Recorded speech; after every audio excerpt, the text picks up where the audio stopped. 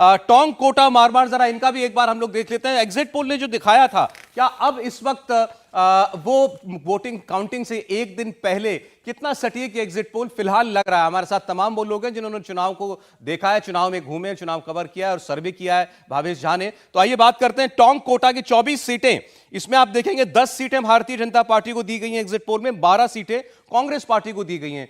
टोंक की अगर हम बात करते हैं तो सचिन पायलट जहां से चुनाव लड़ रहे हैं, ये वो इलाका है, यहां पर भी कांग्रेस पार्टी को एक छोटा ही सही लेकिन एक एज दिया गया है। मारवाड़ 55 सीटें, बड़ा क्षेत्र है, यहां पर भारतीय जनता पार्टी को 27 सीटें, कांग्रेस पार्टी को 23 सीटें दी गई हैं। तो मारवाड़ में भारतीय जनता पार्टी को आगे दिखाया जा रहा है, कांग्रेस पार्टी थोड़ा सा पीछे, 23 सीटें। यहां भी आप हर क्षेत्र के अंदर देखें, कोई गैप आपको बहुत ज्यादा दोनों पार्टियों के बीच में नजर नहीं आने जा रहा है। जयपुर, टोंक, इसके अलावा मारवाड़, ये 3 क्षेत्र, और भाजपा बड़े इलाके में आगे जरूर दिखाई दे रही है, लेकिन बीजेपी ने बाकी दो जो कम सीटों वाले महत्वपूर्ण क्षेत्र थे उसमें बढ़त दिखाई है एग्जिट पोल के अंदर।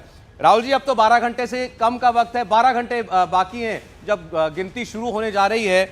आप कुछ तय कर पा रहे हैं कि किस पार्टी को आगे फिलहाल देख पाएंगे? देखिए, जो आप शुरू में बात कर रहे थे कि पार्टियों का जो कॉन्फिडेंस है वो हिला हुआ है, शायद पहले बीजेपी का जो कॉन्फिडेंस था वो काफी ज्यादा दिखाई देता था राजस्थान के संदर्भ में। लेकिन लगता है ऐसा कि एग्जिट पोल के बाद उनका कॉन्फिडेंस थोड़ा सा हिला होगा।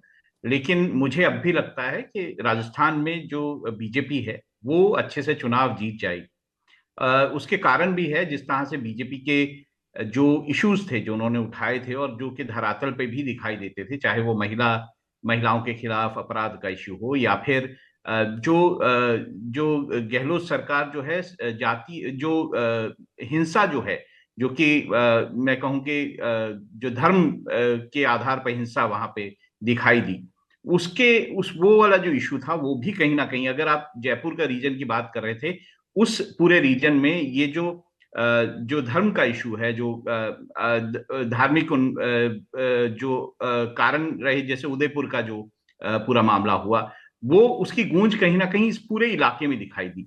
तो ये भी कारण है कि जो बीजेपी है उसका कैंपेन जो है वो काफी अच्छा रहा। उन्होंने कोर्स करेक्शन किया, जैसे वसुंधरा राजे सिंधिया को शुरू में जो एक साइडलाइन करते हुए दिखाई दे रही थी पार्टी, उन्होंने उनको वापस जो है मंचों पे लाना शुरू किया। उनको कहीं मुझे लगता है कि उनसे बात हुई होगी या उनसे बात करके उन्होंने उनको समझाया होगा, और उसके बाद वसुंधरा राजे सिंधिया भी काफी ज्यादा कैंपेन में एक्टिव दिखाई दी। तो मुझे लगता है कि बीजेपी की कोर्स करेक्शन और बीजेपी ने जो मुद्दे उठाए हैं जी। उसके कारण कहीं ना कहीं राजस्थान में जो है बीजेपी का पलड़ा भारी होगा।